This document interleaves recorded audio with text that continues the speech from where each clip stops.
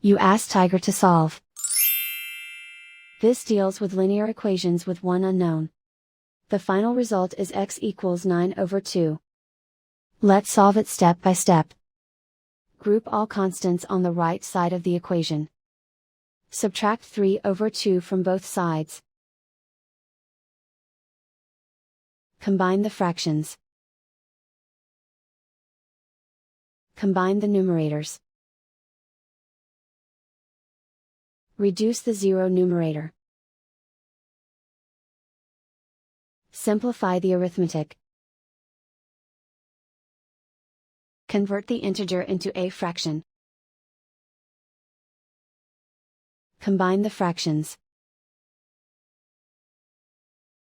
Combine the numerators.